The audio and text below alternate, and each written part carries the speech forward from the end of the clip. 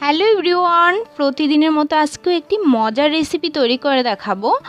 অনেক সময় দেখা যায় আমরা বাইরে থেকে পপকর্ন কিনে নিয়ে আসি আর সেটা কিন্তু নরম হয়ে যায়, আর তখন আমরা সেটা ফেলে দিই বা না খেয়ে থাকি।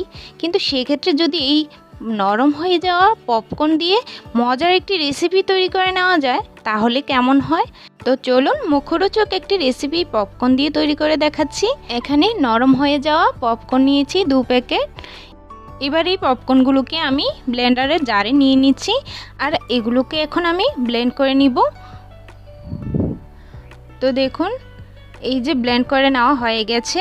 এখানে কিন্তু আমি এগুলো বেশি মিহি করে গুঁড়ো করিনি, আর এরকম একটু গোটা গোটা আছে। এবার আমি এর মধ্যে হাফ কাপ নারকেল কোড়ানো দিয়ে দিচ্ছি।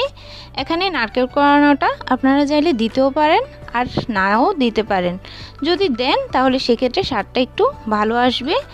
আর এখানে আমি গুড় নিয়েছি, এখানে খেজুরের গুড়টা আছে সেটা নিয়েছি। আপনারা চাইলে হাতের কাছে যে গুড়টাই থাকে ওইটা দিয়েই করতে পারবেন, আর যদি গুড় দিয়ে করতে না চান সেক্ষেত্রে কিন্তু চিনি দিয়েও করতে পারবেন।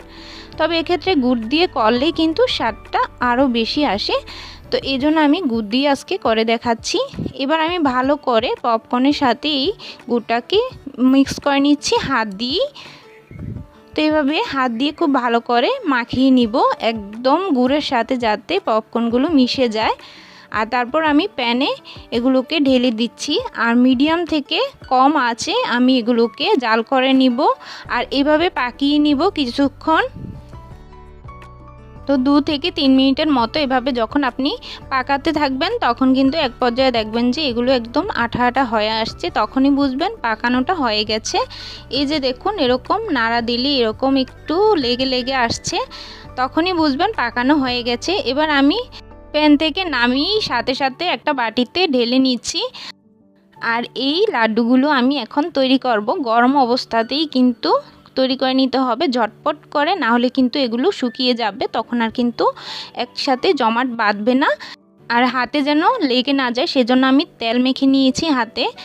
এবার এই লাড্ডুগুলো আমি তৈরি করে নিচ্ছি। তো এভাবে একটু চাপ দিয়ে দিয়েই সবগুলো আমি তৈরি করে নিচ্ছি। তো আপনারা চাইলে কিন্তু হাতের কাছে থাকা উপকরণ দিয়ে এগুলো তৈরি করে নিতে পারেন, আর খুবই মজার হয় খেতে। তৈরি করে দেখবেন বাসায়, তাহলেই বুঝবেন কত দারুণ হয় খেতে। তো দেখলেন তো পপকর্নগুলো ফেলে না দিয়ে কত মজার একটা রেসিপি তৈরি করে ফেললাম। বাচ্চারাও কিন্তু এগুলো খেতে অনেক পছন্দ করবে। তো আশা করছি ভিডিওটি ভালো লেগেছে, আর ভালো লেগে থাকলে চ্যানেলে নতুন হয়ে থাকলে অবশ্যই চ্যানেলটি সাবস্ক্রাইব করে দিবেন, বেল আইকনটি অন করে রাখবেন, আর লাইক কমেন্ট আর শেয়ার করে দিবেন। তো আজকের মতো এই পর্যন্তই, পরবর্তী ভিডিওর জন্য অপেক্ষা করবেন। ধন্যবাদ সবাইকে।